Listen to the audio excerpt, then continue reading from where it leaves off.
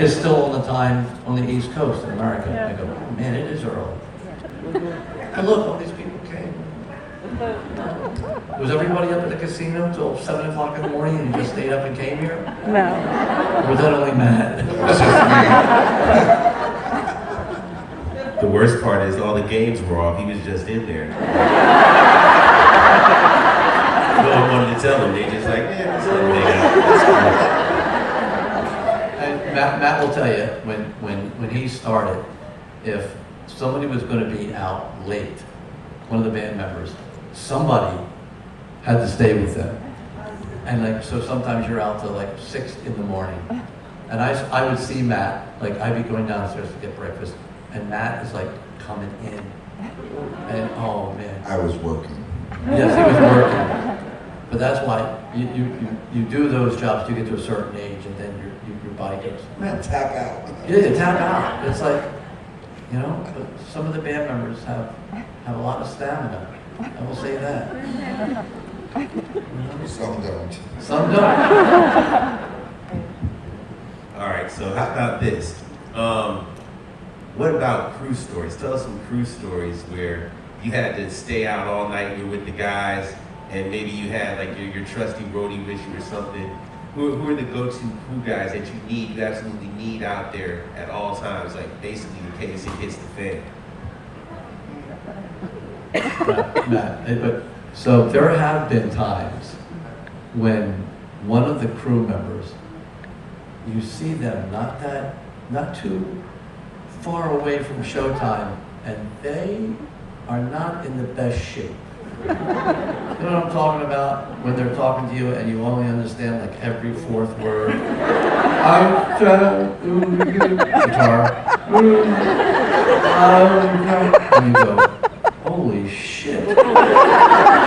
And you're going, we're going live in an hour. You know, and they're on the floor. They're kneeling on the floor. They're bent over. And you go, I don't think that looks good.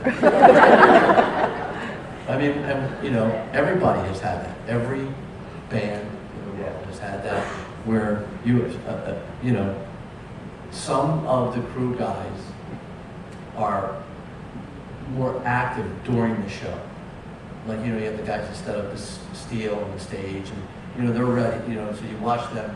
Then they're hanging out during the show. But then you have people that, like a guitar tech, has to have those guitars ready and hand to the guitar player. And I will tell you this, I was at a show and one of the guitar techs, this is years ago, while the band was on, he has an ice pack on his head like this. And he's leaning up against the road case. And I remember going over going, are you okay? And he goes, no, that's why I have an ice pack on my head. But he, and I could see he was just going much slower. So, well, and you see the guitar player, he's waiting on stage for this guy to meet him because the next song's coming up in 10 seconds and the guitar's not there. So we've had that. You'll see one of the crew guys carrying another guy in. Like they're physically his arm around his neck and they're helping him walk. And that's when you go, wow, that's... It was not me. No. You know what? The things with the crew, right? So when I started working with the band, I was on the crew side. So, you know, sleeping on the tour buses and not sleeping and going from one city to the next and going to the airports. And it's brutal. I tell you, they are the unsung heroes of a show. You know, I mean, these guys, honest to God, don't sleep, work their asses off. You know, if you got to imagine, you know, for an arena show, for instance, we'll roll into an arena at 5 a.m. with 26 trucks of gear. And by 5 o'clock, it's done, ready to go for sound check. All of that. So 26 tractor trailers full of stuff, unloaded and set up. And what's even more amazing than the 8 hours of the day that they're setting up. Once the show is done, that entire thing is broken down within 4 hours, packed up in 26 trucks, rolling down the street to the next city. You know, and those guys just, you know, finish up, they shower in the locker rooms, get on the bus, sleep for about 4 hours, or maybe 5 if it's a long drive, and do it again. You know, and honestly, you got to give it up to crew of anything, whether it's a theater production or a rock show or whatever it may be. You know, those rock stars come out and make it look good. There's a lot of people involved to make that thing happen, and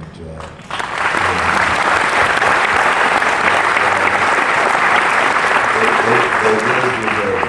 You know, I mean, I've seen these guys come out and truly give their lives, right? You know, and roadies for the most part. The rock star, when that tour is done, they're in San Tropez on vacation, right? These roadies get a week off and get on another tour. They're some hard-working people, men and women alike. And so again, next time you see a roadie going around, say thank you to them, but keep walking. You can't hang out with them. Work hard, play hard. And you know what? We're lucky. We always have great crew. I mean, we got the best guys. We really do. Because I think a lot of them want to be out with this organization. So we've got really good guys. And you know, it's a shame because, you know, people call them roadies, but they're all specialized technicians in everything they do. I mean, we couldn't do that job. And you see them, like I'll get to the event, like Phil and I go over the Venue World, this whole last run. We go over like 3 o'clock. We're not going on at 8:30. But you want to go over and you talk to everybody. How's this? Is there any problems here? And those guys were there. Like Matt says, it's 6 in the morning, and you've all stood out in the rain at some of these outside shows. These guys are putting those things together while it's cold and rainy, or it's 100 degrees. I mean, I would never want to do that. I barely want to do my job. I would never want to do We're still that trying job. to figure out And what it then, is. you know, they're traveling on a bus with, how many people are in a bus? 12. 12. Yeah, 12 people. So you're in pretty close 12 quarters. people, 12 stinky guys on the bus. Yeah. You know, and they have bumps, right? And the bumps, what is it, 24 inches between? Yeah. I mean, Yeah. they're... Not long enough for me. Yeah, oh no, you can't. They My don't have- feet are on one wall and my head's on the other, and hope the driver doesn't hit the brakes. It's a hard job. I don't care what end of it you're going on, but that job where it's physically hard. And again, you pick up, you leave your family. They don't see you for 9 weeks. You go, I gotta go. And you know, they're away from their families.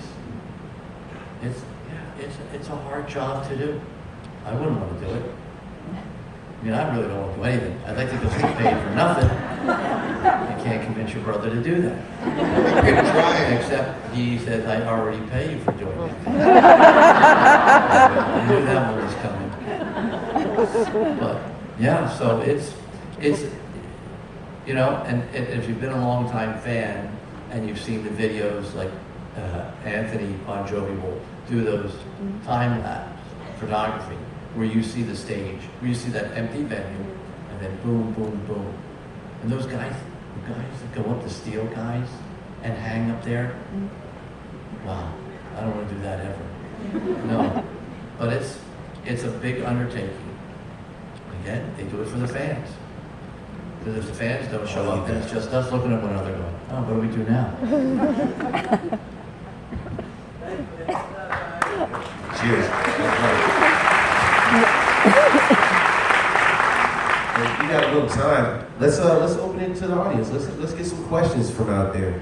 Does anybody have some questions they want to ask? Right here? All right, we'll start over here. So I have 2 people that are going to be in each of these aisles. We'll start on my right, down front, and then we'll go to the left.